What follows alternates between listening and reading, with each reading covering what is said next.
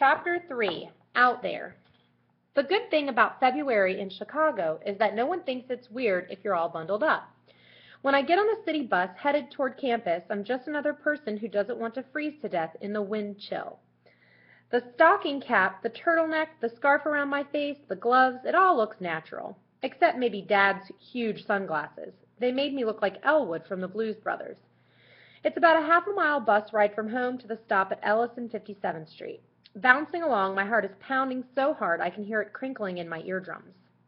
It probably isn't such a great idea to be going to the library, but I have to. I mean, what if I sit at home all day and watch TV and then tomorrow I wake up and I'm my regular self again?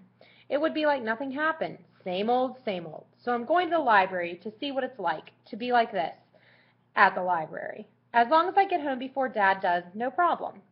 Looking out the window of the bus, I'm not sure if I'll be able to get into the library. It's the big one, the Regenstein Library.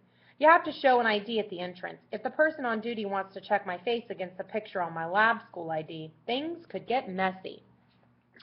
But I come here a lot, and I know the guy who's working at the security desk today. He's a college kid.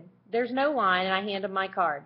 "Hi, Walt. How's it going?" He looks at my picture and runs the card under the scanner. He smiles and says, "Everything's good, Bobby. You out of school early today?" I nod. "Yeah, working on a special project."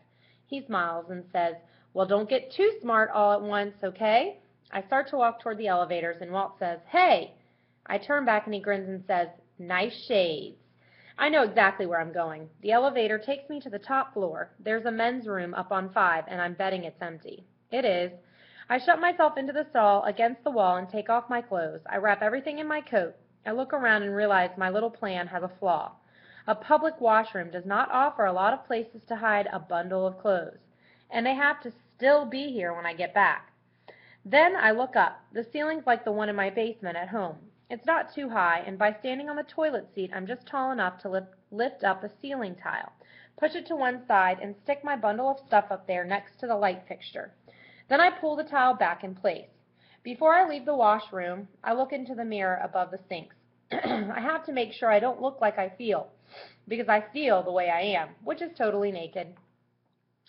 And I hope that at least for the next little while, I really do stay invisible.